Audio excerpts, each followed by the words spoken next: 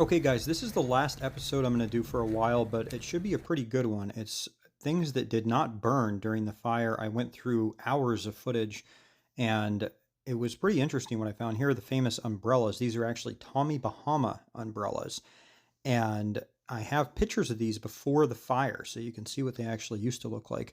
Not very different now. And then the sole surviving car on Front Street in front of the outlet mall.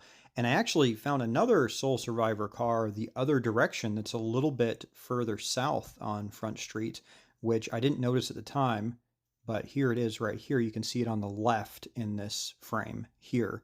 Anyway, I'm going to just roll some of this footage. Most of this is unreleased. It doesn't really work that well with TikTok because this is all shot in 16:9, but I've got hundreds of gigabytes, many, many hours of footage, both on the ground and in the air. So all of that footage, again, has been uploaded to a friend in an undisclosed location.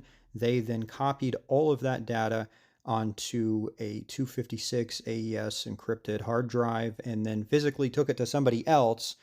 So if somebody's able to intercept that or get it, then we've lost. I mean, there's nothing more I could have done.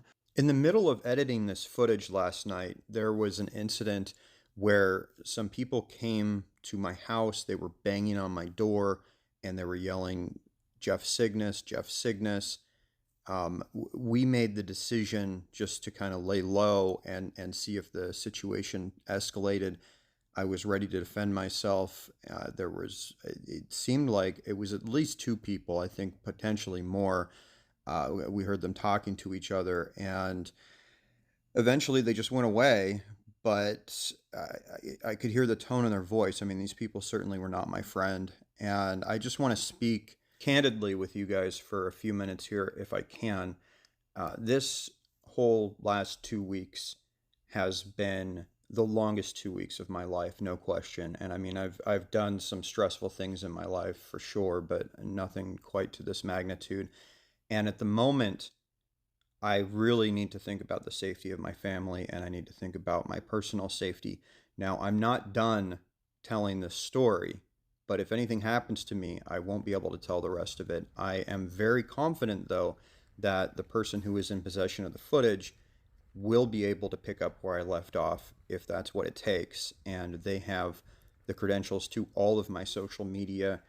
Uh, and so I want to kind of tell you guys what to expect from me moving forward.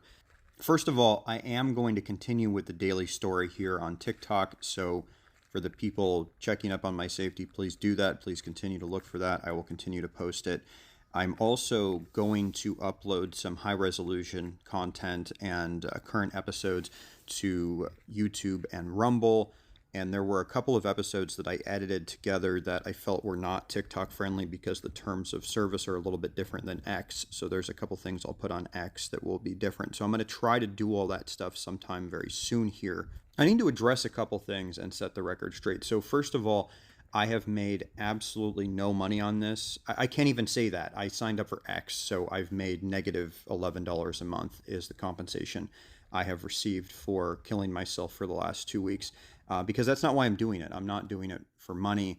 I've had many, many national news media outlets reach out to me wanting my footage, wanting interviews. I've had some lucrative offers from them for sure, but I've turned all of them down. That's not why I'm doing it. I want the truth to get out there.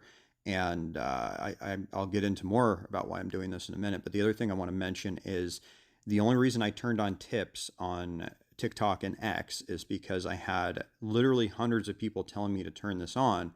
And so I did.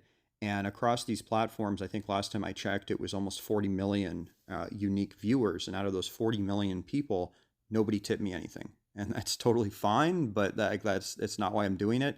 But I didn't get any tips. And so I think the people saying that, they probably were just saying that so they could create a situation where they could attack me. But the truth is, I really have made no money whatsoever on any of this. And none of this has been meant to be political. I'm not that political of a person, but I do strongly believe in the First Amendment. I think that with situations like this, people should be able to say what they want to say about it. They should be able to report it without being intimidated, without people trying to stop them and suppress them, and without the government interfering. And I believe that people should have freedom. And I really, really strongly believe that's under attack right now. And no matter what your political ideology is, you should care about that. That should matter to you, and you should do your part, whatever that is. And that's all I'm trying to do here, is do my part.